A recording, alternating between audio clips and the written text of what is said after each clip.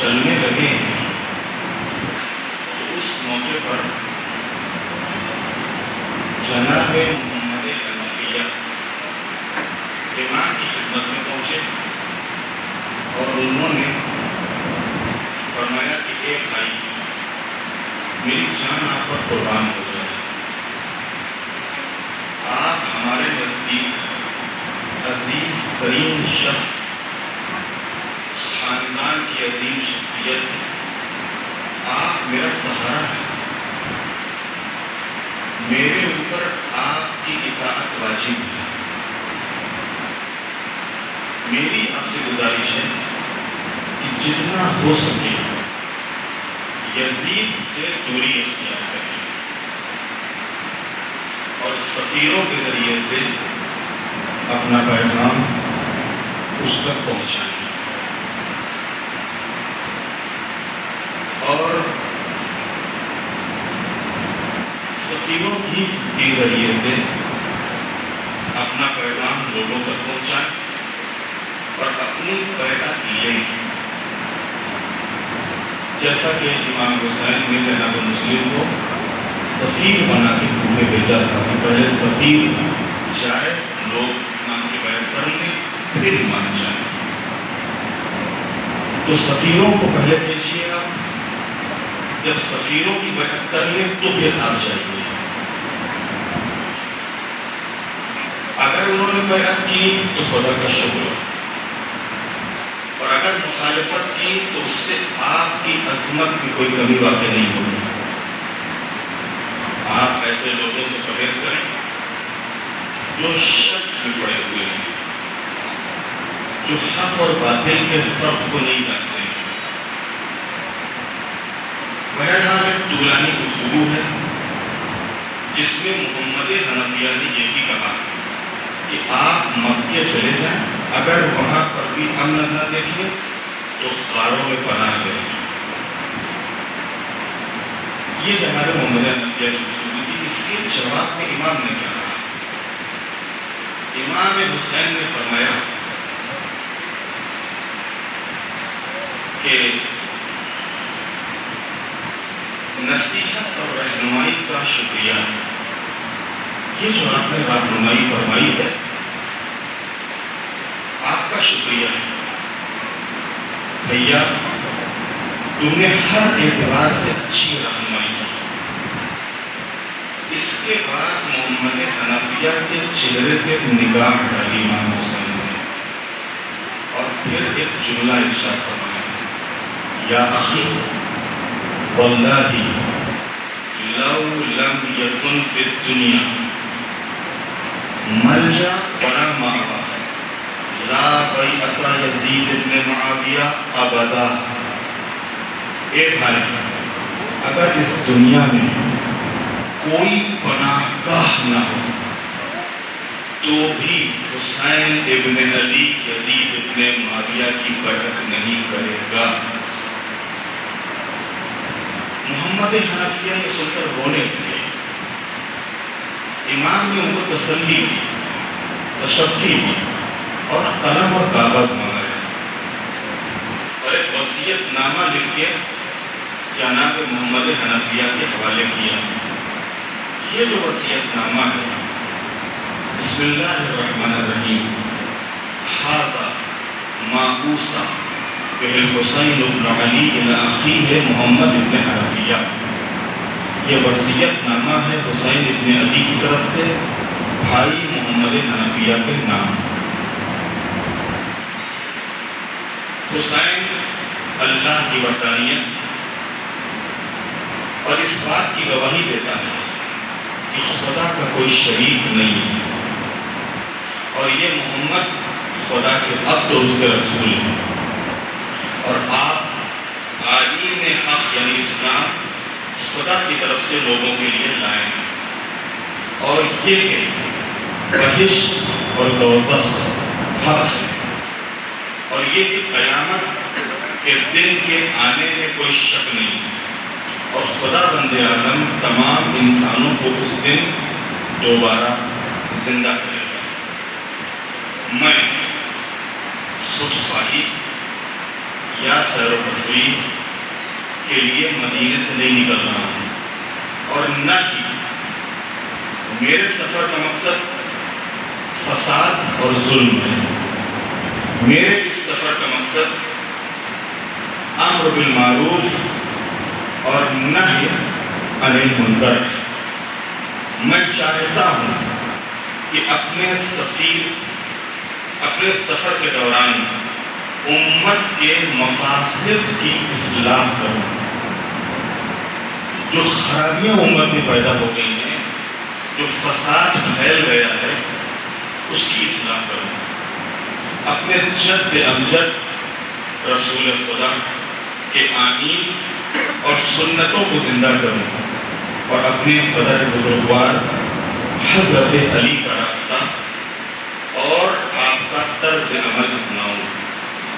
بس جو شخص یہ حقیقت قبول کرتا ہے اور میری پیروی کرتا ہے، اس نے گویا راہ خدا کو قبول کیا، اور جو شخص میرے اس ہدف اور میری اس آرزو کو رد کرتا ہے، میری پیروی نہیں کرتا، تو میں صبر و استقامت کے ساتھ اپنے راستے پر قائم رہوں گا، یہاں تک کہ خداوند عالم میرے اور ان لوگوں کے درمیان فیصلہ کرے، اور بہترین فیصلہ کرنے والا حاکم مطلق ہے۔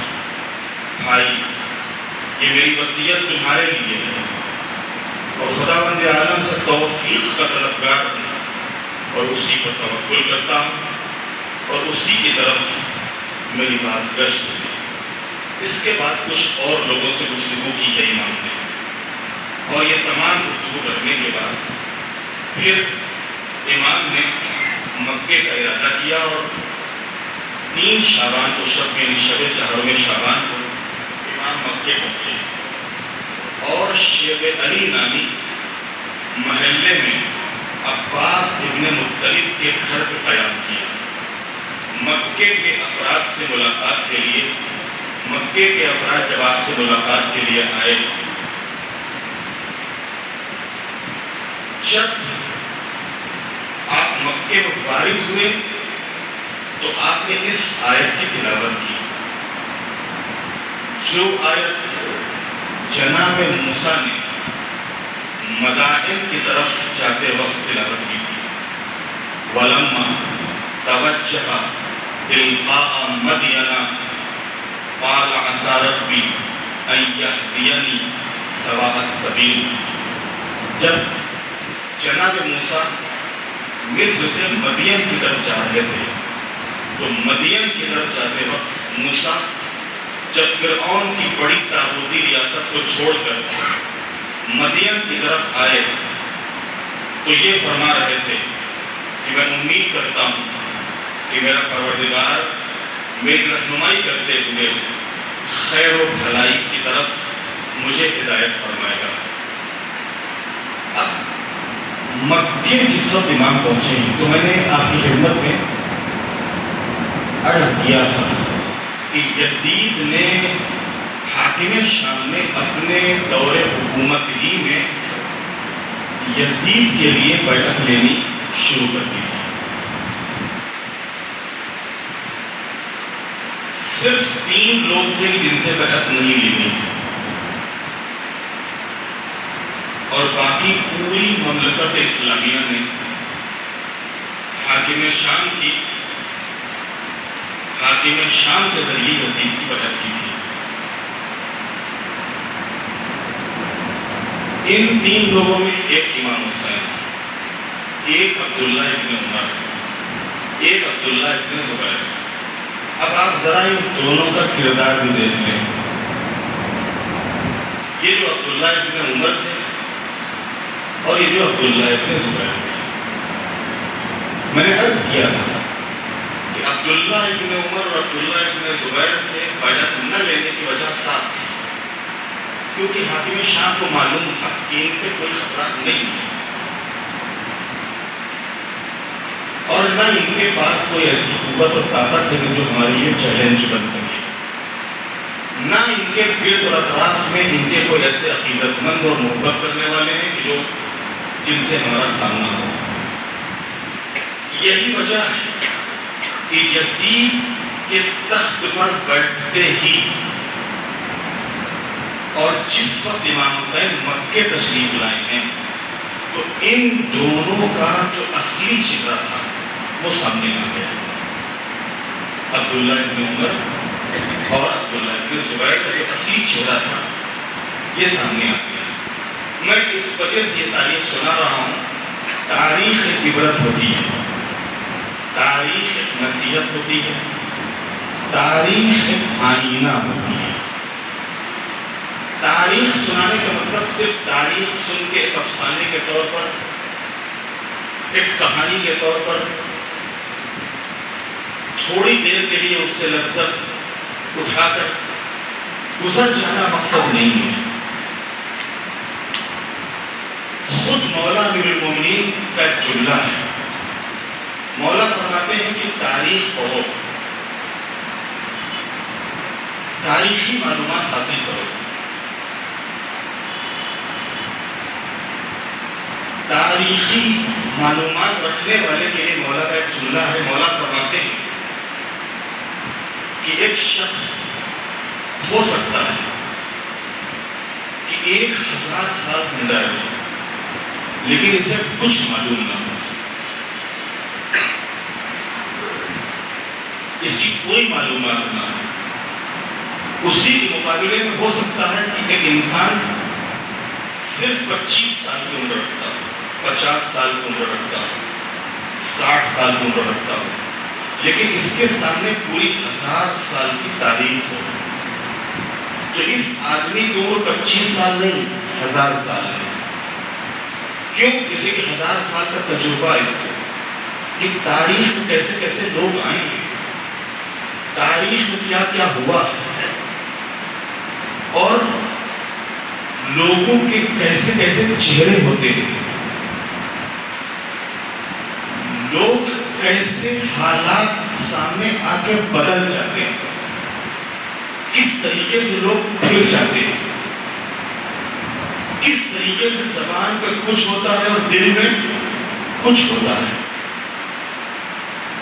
جس وقت امام مکے تشریف لائے, یہ تھوڑی سی گفتگو ہے, میں اس گفتگو کو آپ کی خدمت میں پیش کرنا چاہتا ہوں. دونوں کے سلسلے میں امام نے کیا فرمایا, خود امام حسین نے عبداللہ ابن عمر سے ملاقات. عبداللہ ابن عمر اپنے کسی کام اور عمرے کی غرض سے مکے گئے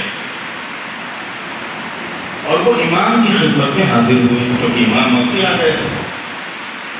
اور دوران گفتگو یزید کے ساتھ صلح کی پیشکش کی. ملاحظہ فرمایا آپ نے, یزید کے ساتھ مصالحت, سمادھان, یزید کے ساتھ صلح کی پیشکش کی. امام نے اسی جگہ پر اس کی مخالفت کر دی. کس بنیاد پہ صلح کی, کس آدھار پہ صلح کی, کن شرطوں پہ صلح کی؟ امام حسن نے مصالحت کی, اس کا نتیجہ کیا نکلا؟ اگر باپ نے شرطوں کی پابندی کی ہوتی تو آج یہ دینی کو دیکھنے کو ملتا. عبداللہ ابن عمر نے کہا, اے ابا عبداللہ, لوگوں نے اس شخص یزید کی بیعت کر لی ہے اور اس شخص کے پاس درہم و دینار کی کوئی کمی نہیں ہے, لہذا لوگ مجبوراً اسی کی طرف آئیں گے, لوگ مجبوراً اس کی طرف جائیں گے. اس کے پاس درہم و دینار کی کمی نہیں ہے, اس کے پاس دولت کی کمی نہیں ہے. یہ خاندان آپ کا بہت سرسخت دشمن ہے. اب جب اس طریقے سے بات نہیں بنی تو دوسرا انداز جو کہتے ہیں خود خوف دلانا, ڈرانا. یہ خاندان آپ کا بہت سرسخت دشمن ہے, موقع ملتے ہی آپ کو قتل کر ڈالے گا. نے رسول خدا کو یہ فرماتے ہوئے سنا ہے کہ حسین بے یار و مددگار قتل کر دیے جائیں گے. کون کہہ رہا؟ یہی صاحب عبداللہ ابن عمر صاحب. حسین بے یار و مددگار قتل کر دیے جائیں گے. میں نے رسول خدا سے سنا. اور مدد نہ کرنے والوں کو خدا ذلت اور خواہی میں مبتلا کرے گا. یہ بھی فرمایا ہے, یہ بھی میں نے رسول اللہ سے سنا کہ جو حسین کی مدد نہیں کرے گا اللہ اس کو ذلیل کرے گا, اللہ اس کو رسوا کرے گا. لہذا میری تجویز یہ ہے کہ دوسرے لوگوں کی طرح آپ بھی بیعت کر لیں. آپ تضاد دیکھیے, گفتگو میں تضاد دیکھیے. ایک طرف تو رسول اللہ کا یہ ارشاد اور ایک طرف اپنی رائے, اپنا مشورہ. امام حسین نے اسی کی فکر کے لحاظ سے اس کو جواب دیا. کہتے ہیں کہ جواب جو ہو وہ سامنے والی کی صلاحیت کے مطابق ہو. تو اسی کی فکر کے لحاظ سے امام نے اس کو جواب دیا. اے عبداللہ, کیا تم نہیں جانتے کہ دنیا اس قدر حقیر اور پست ہے کہ بنی اسرائیل کے زناکار اور ناپاک ترین افراد کے سامنے عظیم ترین انسان اور عظیم الشان پیغمبر خدا حضرت یحییٰ کا کٹا ہوا سر لایا گیا؟ یہ دنیا ہے, یہ دنیا اتنی حقیر ہے, یہ دنیا اتنی ذلیل ہے, یہ دنیا پست ہے کہ بنی اسرائیل کے زناکار اور ناپاک ترین افراد کے سامنے عظیم ترین انسان اور عظیم الشان پیغمبر خدا حضرت یحییٰ کا کٹا ہوا سر لایا گیا. عبداللہ, کیا تم نہیں جانتے کہ بنی اسرائیل خدا کے اس قدر مخالف تھے کہ صبح سویرے 70 پیغمبروں کو قتل کرنے پر قتل کرتے اور پھر بازاروں میں ایسے خرید و فروخت کرتے تھے کہ جیسے کوئی بات ہی نہیں, اور اپنے کاموں میں مشغول ہو جاتے تھے. 70 انبیاء کا قتل کرنے کے بعد یہی بنی اسرائیل جیسے کوئی بات ہی نہیں, جیسے کچھ کیا ہی نہیں انہوں نے. خداوند عالم نے انہیں کچھ دن تو مہلت دی, لیکن بالآخر خدا نے انہیں سخت عذاب میں مبتلا کر دیا اور سخت عذاب کے ذریعے سے سزا دی. پھر امام حسین نے فرمایا, اے ابا عبد الرحمن, عبداللہ ابن عمر کی جو کنیت تھی, اے ابا عبد الرحمن, خدا سے ڈرو اور میری نصرت سے کنارہ کشی اختیار نہ کرو. یہ امام حسین بالکل آمنے سامنے گفتگو. اس کے بعد سنیے, اب یہاں پر شیخ صدوق فرماتے ہیں کہ جب عبداللہ ابن عمر نے دیکھا کہ ان کی تجویز کا, ان کی رائے کا کوئی نتیجہ نہیں نکلا, تو آپ نے حضرت کے سینے مبارک کو 3 دفعہ بوسہ دیا. امام حسین کے سینے کو 3 دفعہ چوما, انہوں نے بوسہ دیا اور روتے ہوئے کہا, استودعک یا ابا عبداللہ, اے ابا عبداللہ, میں آپ کو خدا کے سپرد کرتا ہوں, آپ اس راہ میں شہید کر دیے جائیں گے. عزیزو, اب یہاں پر جو بات قابل غور ہے کہ یہ ہمدردی بھی عجیب و غریب ہے. ایک طرف رسول اللہ کی حدیث بھی آپ کو یاد ہے, دوسری طرف اس حدیث کے مقابلے میں اپنی آپ رائے بھی دے رہے ہیں کہ آپ مصالحت کر لیجیے. مصالحت ہی نہیں بلکہ بیعت کر لیجیے, اس لیے اس کے پاس دولت بہت ہے اور سب اسی کی بیعت کریں گے. تو خود ہی رسول اللہ سے حدیث نقل کرتے ہیں کہ آپ اسلام اور قرآن کی راہ میں شہید کیے جائیں گے, اور جو ان کی مدد نہیں کرے گا وہ ذلیل ہوگا, اور خود ہی یزید کی بیعت پر اکسا رہے ہیں. اور یہی نہیں, واپس مدینے پہنچ کے یزید کی بیعت کر رہے ہیں. مکے سے واپس مدینے پہنچ کے یزید کی بیعت کر رہے ہیں. اس جملے کے اوپر غور کیجیے گا. امام حسین نے اس سفر کے دوران نہ جانے کتنے چہروں پر جو منافقت کی نقاب پڑی تھی اس کو الٹ دیا اور ان کا اصلی چہرہ لوگوں کو دکھا دیا ہے. صلوات بھیجیں.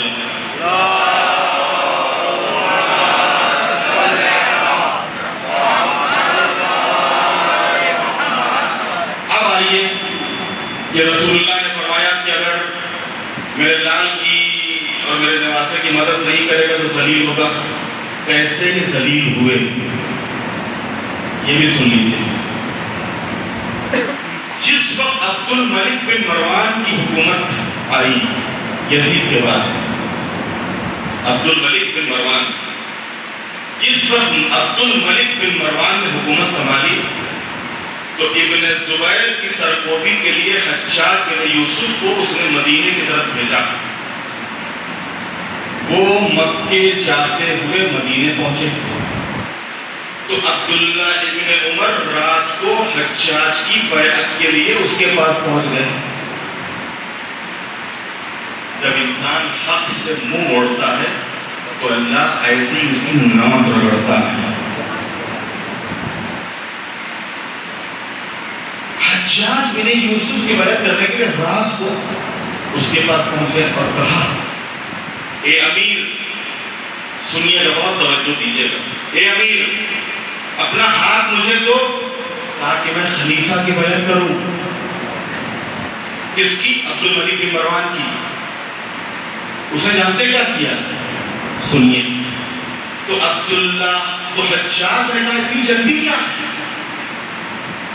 بیعت کرنے کی اتنی جلدی کیا ہے؟ تو عبداللہ نے رسول خدا کی حدیث پڑھی, من مات ولم یعرف امام زمانہ مات میتۃ جاہلیہ, کہ جو بھی اپنے زمانے کے امام کی معرفت کے بغیر دنیا سے چلا جائے تو وہ جاہلیت کی موت مرے گا. ذلت دیکھیے. دوسرے جانتے کیا کیا؟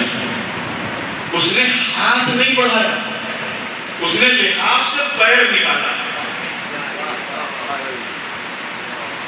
اس نے لحاف سے, جو لحاف اڑے ہوئے تھا, لحاف تو سمجھتے ہیں نا, اس نے لحاف اڑے ہوئے تھا تو لحاف سے اس نے پیر نکالا اور کہا کہ اس پیر کو بوسہ لے لو, بیعت ہو جائے گی. ایک صلوات بھیجیں محمد علیہ.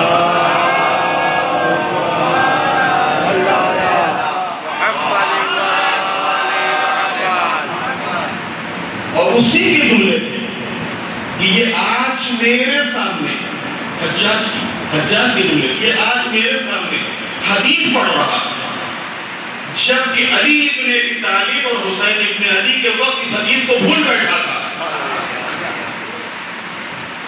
یہ ہے ذلت اور رسوائی.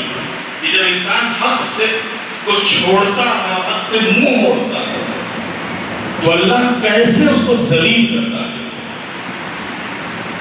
عبداللہ ابن عمر کے اس جملے کا مطلب جو اس نے خود پیغمبر کے حوالے سے نقل کی تھی کہ جو حسین کی نصرت و مدد سے ہاتھ اٹھاتا ہے ذلت اور خواری کا سبب ہوگا, خود اسی نے اپنی نگاہوں سے اس ذلت اور خواری کو دیکھا. دوسرا کردار جو میں نے پیش کیا تھا کہ حاکم شام نے جو بیعت نہیں لی تھی وہ تھے عبداللہ ابن زبیر. اب ان کا بھی حال سن لیجیے.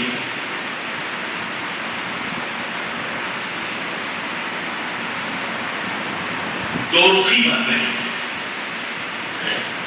آپ مکے میں رہ جائیے, اگر آپ کی طرح ہمارے شیعہ ہوتے تو میں بھی قیام کرتا. دو طریقے کی باتیں کی انہوں نے. ایک تو یہ کہ امام کی خدمت میں آیا اور امام کی خدمت میں آنے کے بعد کہا کہ نہیں آپ مکے سے نہ چاہیے, مکہ نہ چھوڑیے, مکے میں رہیے. اور دوسری طرف امام کو قیام کے لیے آمادہ کرنا. اگر آپ کے طریقے سے ہمارے شیعہ ہوتے عراق میں اور کوفے میں اور باقی اور دوسرے مقامات پر تو میں بھی قیام کرتا. امام حسین کا جملہ سن لیجیے عزیزو اس موقع کے اوپر، بس یہی کافی ان کے لیے، اس کے علاوہ اور کچھ نہیں۔ امام حسین نے فرمایا، انہوں نے دو طریقے کی بات کی تھی نا، ایک تو کہا کہ آپ رک جائیے مکے میں رہیے، یہ بھی مشورہ دے کہ نہیں اگر آپ کی طریقے سے ہمارے شیعہ ہوتے تو میں بھی قیام کرتا۔ امام حسین نے فرمایا میرے پدر بزرگوار نے مجھے خبر دی ہے، میرے پاپا نے مولا علی نے، میرے پدر بزرگوار نے مجھے خبر دی ہے کہ ایک دمبے کے سبب، توجہ کیجئے، ایک دمبے کے سبب مکے کا احترام درہم برہم ہوگا۔ نہیں سمجھے شاید آپ لوگ، یہ دمبا کون ہے؟ ایک دمبے کی وجہ سے مکے کا احترام درہم برہم ہوگا۔ پتہ نہیں آپ لوگوں نے جناب مختار والا سیریل دیکھا ہے کہ نہیں دیکھا؟ بہت اچھی دمبے کی تشریح اس میں ہو جاتی ہے۔ خود یہ جو عبداللہ ابن زبیر کو اگر آپ دیکھیں تو یہ خود ایک دمبے کی صورت میں ہے۔ اسی کو امیر المومنین نے دمبا کہا تھا، اسی کو امیر المومنین نے دمبا کہا تھا کہ میرے پدر بزرگوار نے مجھے خبر دی ہے کہ ایک دمبے کے سبب مکے کا احترام درہم و برہم کر دیا جائے گا، اور میں نہیں چاہتا کہ وہ دمبا میں بنوں، اور میری وجہ سے کعبے کی حرمت پامال ہو۔ جس وقت ابن زبیر گئے تو امام حسین نے اپنے پاس بیٹھے لوگوں سے فرمایا کہ یہ شخص اگرچہ ظاہری طور پر ریاکاری سے کام لیتے ہوئے مکے میں میری اقامت کا خواہاں ہے، یہ چاہ رہا کہ میں مکے میں رکوں، لیکن در حقیقت اس کی سب سے بڑی خواہش یہ ہے کہ میں مکے سے چلا جاؤں، کیونکہ یہ جانتا ہے کہ مکے میں میری قیام کی وجہ سے اسے کوئی نہیں پوچھے گا۔ ایک صلوات بھیجتے محمد علیہ۔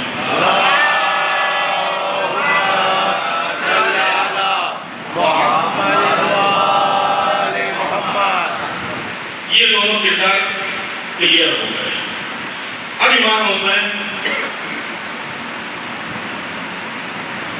جب مکے سے چلنے لگے تو ایک جناب عبداللہ ابن عباس بھی ہیں، انہوں نے دیکھا کہ جب امام حسین مکے سے جا رہے تھے تو ارادہ کیا کہ آپ کی خدمت میں حاضر ہو، اور حاضر ہوئے، اور امام حسین سے کہا یا ابن عم انی اتصبر ولا اصبر، اے چچا صاحب میں صبر کرنا چاہتا ہوں لیکن صبر ہو نہیں رہا ہے،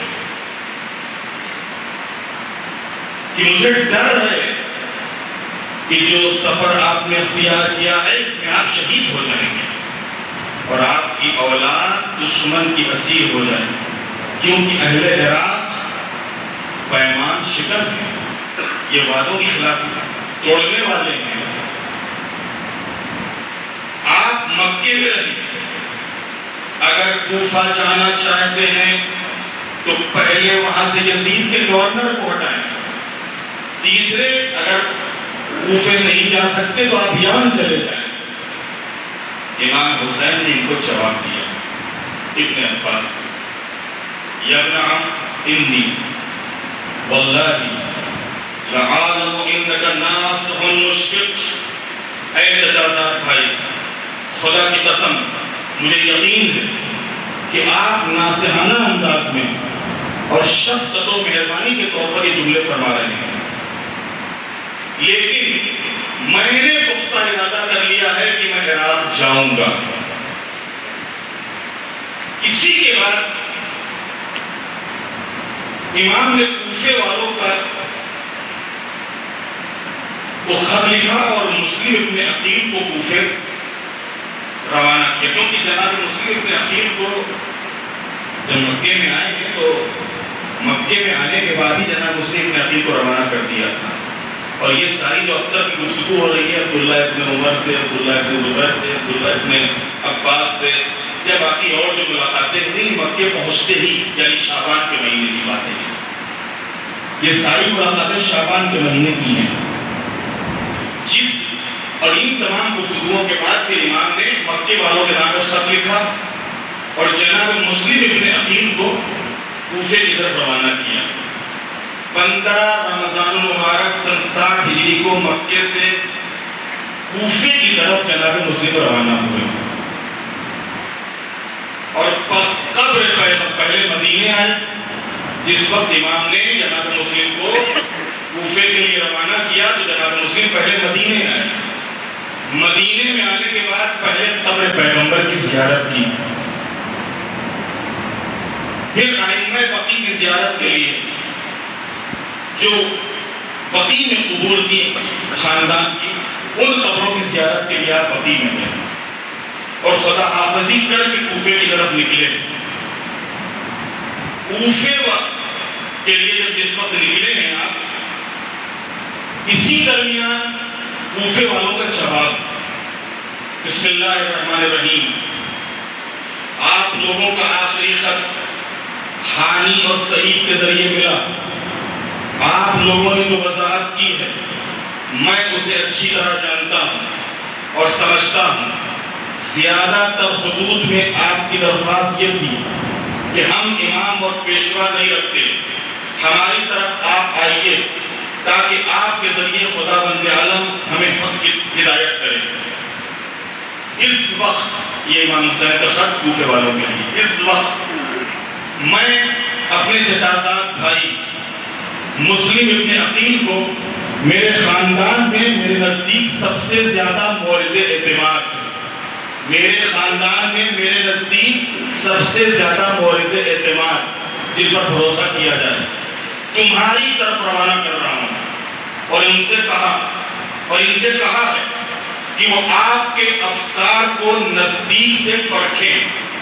کیا مطلب؟ آپ کے مزاج کو اور فکروں کو دیکھیں کہ آپ لوگ کس فکر کے ہو، کس سوچ کے ہو، چاہتے کیا ہو، اور مجھے ان تمام حالات سے آگاہ کریں کہ کوفے کے افراد میں در حقیقت یہ تمنا موجود ہے جو آپ نے اپنے خطوط میں بھی بیان کی ہے اور آپ کے بھیجے ہوئے قاصدوں نے بھی اس کا ذکر کیا ہے. میں انشاءاللہ قریب آپ کی طرف روانہ ہو جاؤں گا. امام نے اس خط کو ان جملوں کے ساتھ ختم کیا: خدا کی قسم، سچا پیشوا اور امام برحق وہ ہوتا ہے جو کتاب خدا پر عمل کرے، عدل و انصاف سے کام لے، حق کی پیروی کرنے اور اپنا وجود احکام خداوندی کی بجا آوری کے لیے وقف کر دے. وقف کر دے اپنے وجود کو کہ احکام خداوندی کے آگے میرا کوئی وجود نہیں ہے. اگر احکام خداوندی پامال ہو رہے ہیں تو اس سے بہتر یہ کہ مجھے پامال کر دیا جائے. والسلام. ایک روایت کے لحاظ سے یہ خط حانی اور سعید کے ذریعے بھیجا ہے. دوسری روایت کے لحاظ سے خود جناب مسلم ابن عقیل ہی کو خط دیا کہ تم کوفے پہنچنا تو کوفے والوں کو یہ سنا دینا. اس کے بعد ایک خط امام نے بصرے والوں میں نام بھیجا ہے. یہ جو بصرے والوں کے نام خط تھا اس میں بھی امام نے بصرے والوں کو اپنی مدد اور نصرت کی دعوت دی ہے. اور اس خط کو سلیمان نامی اپنے دوست کے ذریعے بصرے بھیجا. انہوں نے بصرے میں اپنا فریضہ انجام دیا لیکن اس کے بعد گرفتار ہو گئے اور عبید اللہ ابن زیاد نے کوفے کی طرف روانہ ہونے سے پہلے ان کو پھانسی پر لٹکا دیا. دامن وقت گنجائش نہیں، اس وجہ سے میں اس خط کو چھوڑ رہا ہوں. جس وقت امام حسین مکے سے چلے ہیں تو یہ وہ وقت تھا جب حج کے متبرک ایام تھے. مسلمان جوک در جوک مکے کی طرف روانہ ہو رہے تھے اور مکے میں وارد اور داخل ہو رہے تھے. قافلے پر قافلے خانہ کعبہ کی سمت بڑھ رہے تھے. ہر شخص کی زبان پر لبیک اللہم لبیک کی صدا گونج رہی تھی. مسلمان صفا اور مروہ کے درمیان اللہ سے راز و نیاز میں مصروف تھے، لیکن کسی کی توجہ نہ تھی کہ انہی قافلوں میں وہ لوگ بھی چھپے ہوئے ہیں جو فرزند صفا اور مروہ کے قتل پر آمادہ ہیں. اور حج بغیر روح حج کے ناممکن ہے. وہ حج ہی نہیں کہ جس میں روح حج نہ ہو. آپ 30 شعبان سے 8 ذی الحجہ تک مکے میں رہے اور 8 ذی الحجہ کو جس وقت آپ نے ان تمام حالات کو دیکھا ہے تو مکے سے نکلے. جس وقت مکے سے نکلنے لگے ایمان تو آپ نے فرمایا الحمدللہ وما شاء اللہ ولا قوت الا باللہ وصلی اللہ علی رسولہ. مکے سے نکلتے وقت آپ نے ایک خطبہ دیا. ہر حمد و ثنا اسی کے لیے، وہ جو چاہتا ہے وہی کرتا اور وہی ہوتا. اللہ تعالیٰ کے ارادے کے بغیر نہ تو قدرت ہے نہ طاقت. محمد اور آل محمد پر درود و سلام ہو. فرزند آدم کے ساتھ موت ایسے ہی لگی ہوئی ہے جیسے ان عورتوں کے گلوں میں گلوبند لگا، جیسے عورتوں کے گلے میں گلوبند ہوتا ہے. حضرت یعقوب کے حضرت یوسف سے ملنے کے اشتیاق سے کہیں بڑھ کر مجھے اپنے اسلاف سے، اپنے بزرگوں سے ملنے کا اشتیاق اور تمنا ہے. ہاں میرے یہ شہادت کی جگہ منتخب کر لی گئی ہے. گویا میں دیکھ رہا ہوں کہ کربلا اور نواویس اس کے درمیان بھیڑیے درندے یزیدیوں کی صورت میں میرے جسم کے ٹکڑے ٹکڑے کر رہے ہیں. لیکن قضا اور قدر الہی سے فرار ممکن نہیں. اللہ کی خوشی ہی ہم اہل بیت کی خوشی ہے. لہذا ہم ہر مصیبت پر صبر سے کام لیں گے. وہ یقیناً صبر کرنے والوں کے ساتھ اور صبر کرنے والوں کو اجر سے نوازتا ہے. پیغمبر اسلام کے بدن کا ٹکڑا ان سے دور نہیں رہ سکتا. بہشت میں ہم سب اکٹھے ہوں گے. پیغمبر اسلام یقیناً خوش ہوں گے کیونکہ وہ خدا سے کیے ہوئے وعدے کو عملی شکل میں دیکھیں گے کہ میرے اہداف سے متفق ہے. لہذا جو خود کو لقاء الہی کے لیے آمادہ کر چکا ہے وہ میرے ساتھ آئے. انشاءاللہ کل صبح کو میرے سفر کا آغاز ہوگا. اس کے بعد امام چل دیے. جیسے ہی امام مکے سے نکلے محمد حنفیہ جن کو امام مدینے میں چھوڑ کر آئے تھے، یہ امام حسین سے ملنے کی خاطر مکے آئے ہوئے تھے. جب انہیں اس گفتگو سے آگاہی ہوئی کہ امام نے خطبہ دیا اور وہ تو صبح جا رہے ہیں تو آپ کی خدمت میں حاضر ہوئے. آپ کے ناطے کی مہار کو پکڑا اور کہا اے برادر جان، مکے سے جانے کے لیے اس قدر بےتاب کیوں ہیں اور اتنی جلدی کیا ہے؟ امام حسین نے فرمایا اتانی رسول اللہ بعد ما فارقتک فقال یا حسین اخرج فإن اللہ قد شاء یراک قتیلا. رات میں جب میں نے تم سے خدا حافظی کی تو میں نے خواب میں دیکھا کہ رسول اللہ تشریف لائے اور میرے پاس آ کے فرماتے ہیں بیٹا آگے بڑھو، اللہ اپنی راہ میں تم کو مقتول دیکھنا چاہتا ہے.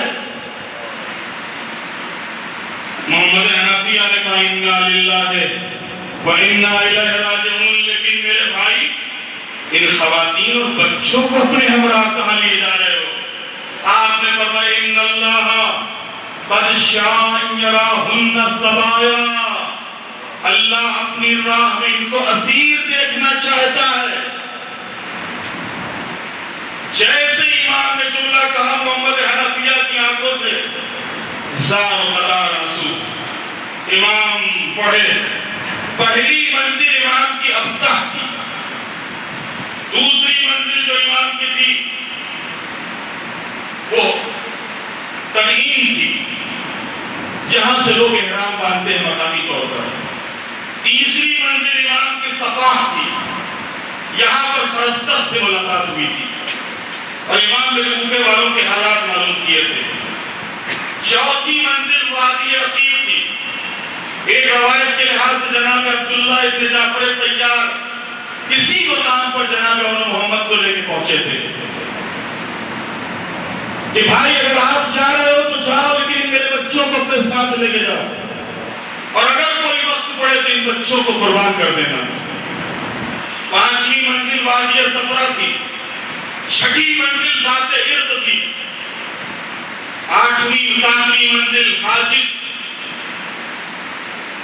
15 ذی الحجہ منگل کا دن یہی وہ جگہ ہے کہ جس جگہ کے اوپر جناب مسلم ابن عقیل کو ان کے خط کا جواب لکھا، جس میں کوفے کے لوگوں کو خطاب کیا تھا، اور یہ خط قیس بن مصعب السیداوی اور عبداللہ ابن یقطر کے ذریعے سے بھیجا، لیکن راستے میں دونوں کو شہید کر دیا گیا۔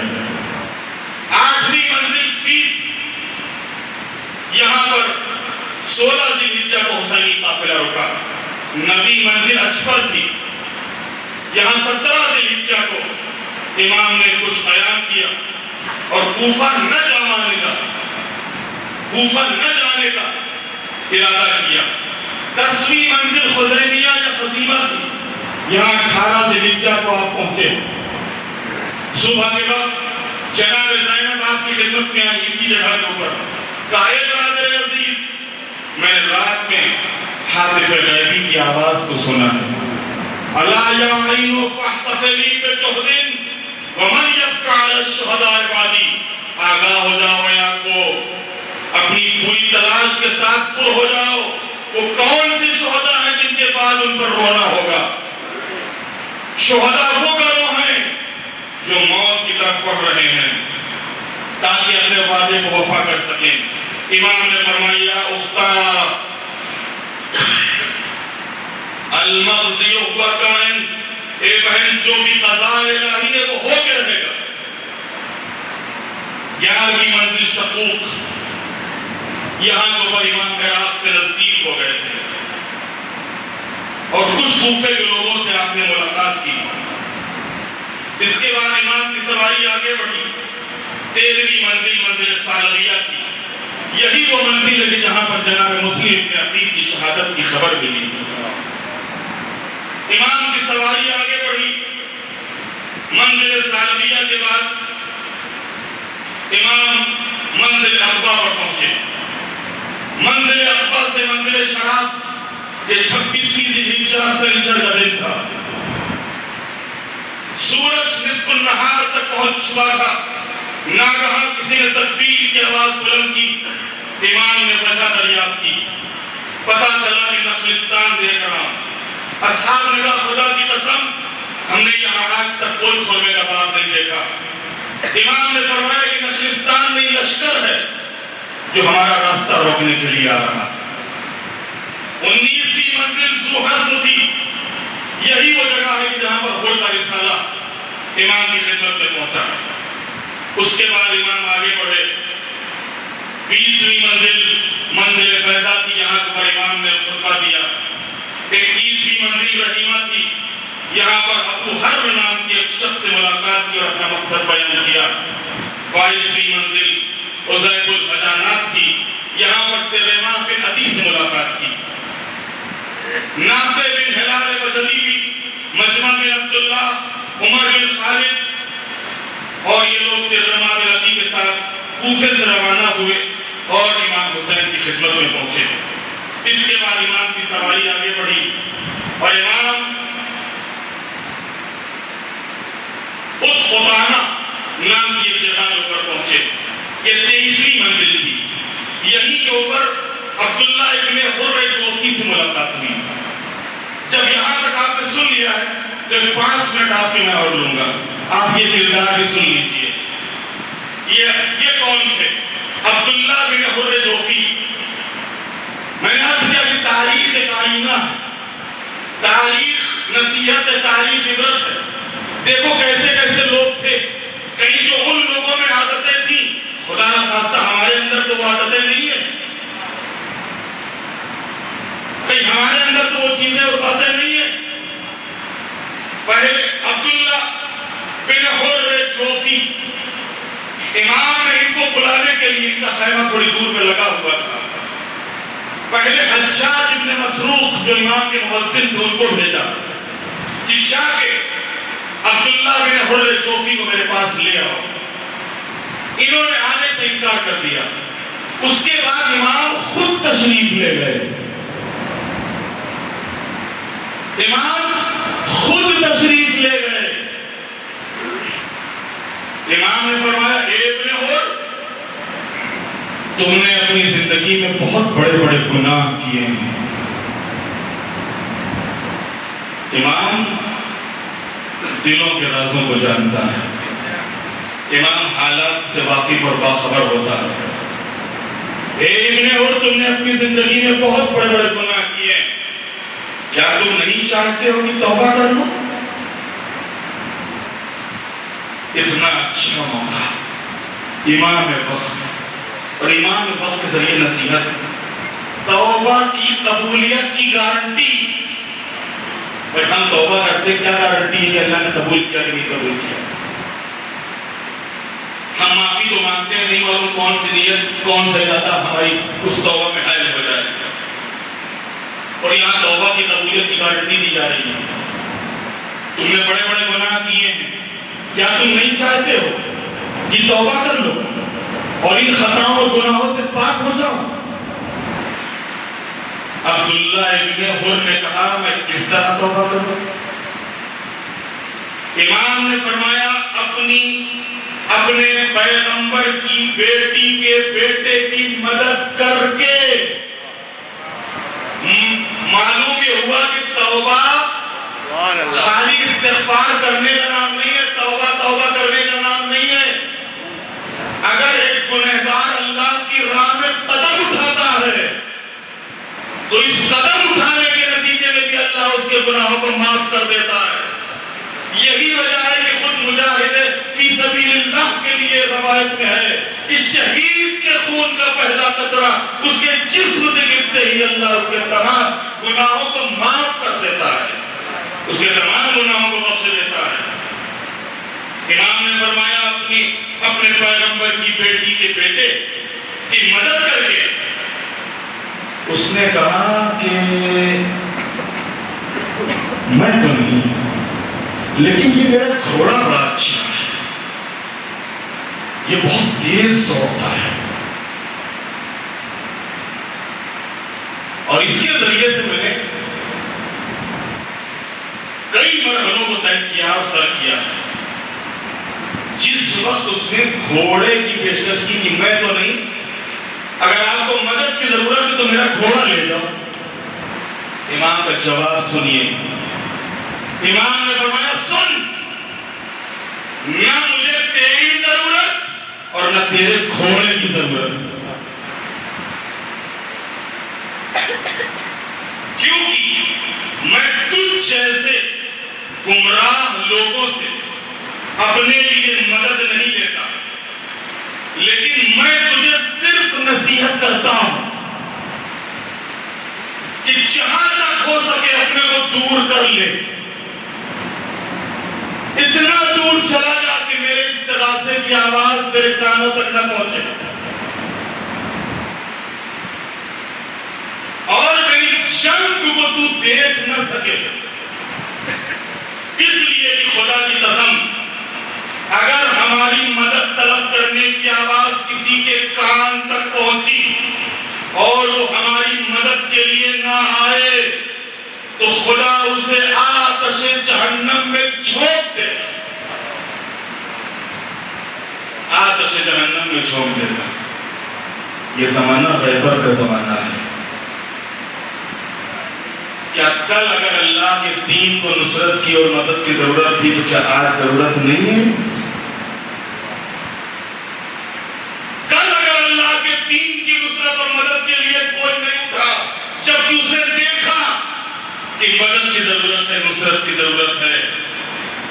اور وہ مدد اور نصرت کے لیے آگے نہیں بڑھا. امام حسین فرماتے ہیں کہ اسے اللہ جہنم میں چھوڑ دیا. اگر آج امام پر غیر سے آواز دے کہ ہمارے دین کو تمہاری ضرورت ہے, ہماری شریعت کو تمہاری ضرورت ہے,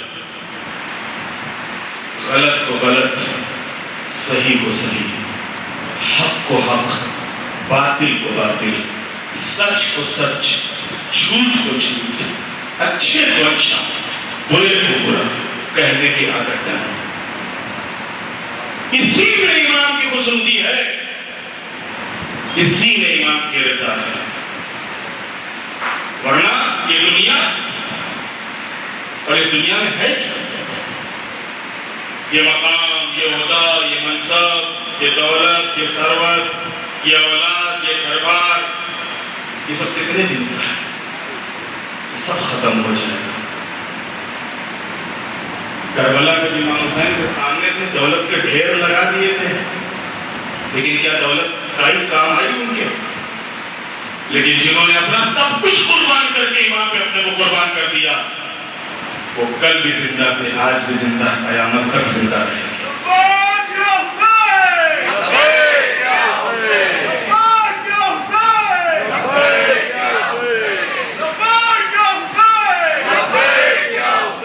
اس کے بعد جو 25ویں منزل تھی وہ قریہ تفت تھی. امام قریہ تفت سے آگے بڑھے. یہی وہ جگہ ہے کہ جہاں کے اوپر جناب علی اکبر نے سوال کیا تھا کہ بابا آپ نے انا للہ کیوں کہا, اور امام نے فرمایا تھا کہ بیٹا ایک آواز سن رہا ہوں کہ جیسے جیسے یہ قافلہ آگے جا رہا ہے موت اس سے قریب ہوتی جا رہی. 26ویں منزل نینوا تھی, اور نینوا کے بعد 27ویں اور آخری منزل کربلا تھی. امام کی سواری کربلا پہنچی, اور کربلا پہنچنے کے بعد بس ایک حدیث جو امام نے زمین کربلا پر پہنچنے کے بعد ارشاد فرمایا, الناس عبید الدنیا والدین لعب علی السنتہم یہودونہ ما درت معایشہم فاذا محسوا بالولاء قلت دیانون. لوگ دنیا کے غلام ہیں, دین کی حیثیت ان کے نزدیک صرف زبانی لغلغے کی حد تک ہے, صرف چاشنی کی حد تک. جب تک منہ میں ہے مزے لیتے رہیں گے, جب تک ان کو دین سے مزہ ملتا رہے مزہ لیتے رہیں گے. لیکن جس وقت امتحان کی گھڑی آ جائے تو تمہیں دیندار بہت کم نظر آئیں گے, جو واقعاً دین کا درد رکھنے والے ہیں, جن جو سینوں میں واقعی اور حقیقی معنوں میں مذہب کا درد ہے وہ بہت کم ملیں گے. اور حقیقت یہ ہے کہ یہی چیز امام حسین نے مدینے سے لے کے مکے تک اور مکے سے لے کے کربلا تک سمجھائی. اور کربلا میں امام حسین کی شہادت کے بعد یہی تصویر سید سجاد اور جناب زینب نے دکھائی. امام کربلا کے میدان میں جس وقت شہید ہوئے اور فضا میں آواز گونجی, الا قتل الحسین و کربلا, الا ذبح الحسین و کربلا, کیا اسی آواز پہ کربلا ختم ہو گئی؟ کیا اسی آواز پہ بات تمام ہو گئی؟ نہیں عزیزو, امام زمانہ سے سوال ہوگا کیا خون کے آنسو کیوں روتے ہیں؟ تو امام نے کیا جواب دیا تھا؟ سید سجاد پوری زندگی روتے رہے. اور جس وقت امام سے سوال ہوا ہے کہ آقا شہادت تو آپ کے گھر کی میراث ہے, تو امام نے فرمایا کہ تم نے انصاف نہیں کیا. یقیناً شہادت میرے گھر کی میراث ہے, لیکن کیا یہ بھی میری میراث ہے کہ میری ماں اور بہنیں اس عالم میں بلوائے ہاتھ میں لائی جائے کہ ان کے سر پہ چادر نہ ہو, ہاتھ پس گردن بندے ہوتے ہیں, کے آگے منادی ندا دے رہا ہو، کوفہ اور شام والوں آؤ اور اہل حرم کا تماشا دیکھو۔ عزادارو کہتے ہیں کہ آگے محرم کو جسوں میں قافلہ چلا ہے، ساری بیویاں حسرت بھری نگاہوں سے اپنے اپنے شہیدوں کو دیکھ رہی ہیں۔ مدینے سے چلے تھے، کیا شان تھی، کیا انداز تھا، لیکن آج کوئی سوار کرانے والا نہیں ہے۔ زینب آگے بڑھی، آؤ ام لیلا، آؤ ام کلثوم، آؤ رقیہ، آؤ طبیلہ، آؤ ام فروا، سب کو زینب نے سوار کر دیا، لیکن آخر میں جب زینب کا کوئی سوار کرانے والا نہ رہا، فرات کر کر کے آواز دی، بھیا عباس، اے میرے جانبدار بھیا اٹھو۔ مدینے سے چلنے لگے تھے تو تم نے راستے میں کھڑے ہو کے میرے پردے کا اہتمام کیا تھا، لیکن آج دیکھو زینب اس عالم میں جا رہی ہے کہ سر پہ چادر نہیں، ناکوں پر اناریاں نہیں، کوئی پردے کا اہتمام اور انتظام نہیں ہے۔ اور اسی طریقے سے کربلا سے کوفہ اور کوفہ سے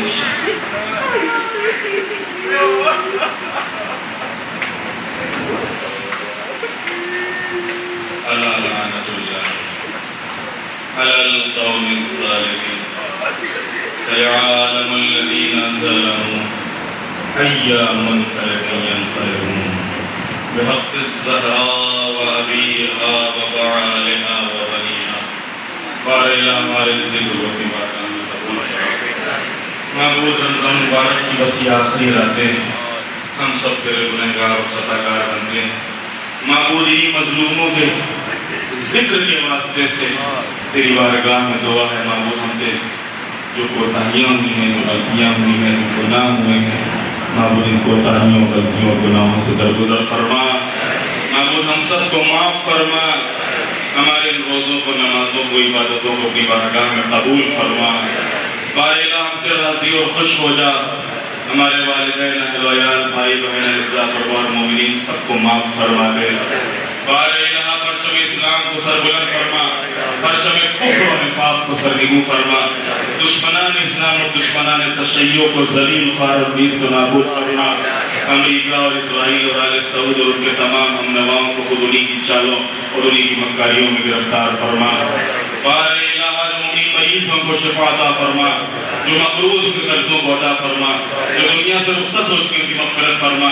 مولا امام زمان علیہ السلام کے ظہور کے تاجید فرما، ہم سب کو امام کے غلاموں اور ان کے نصروں کو شمار فرما۔ وتقبل منا انک انت السمیع العلیم۔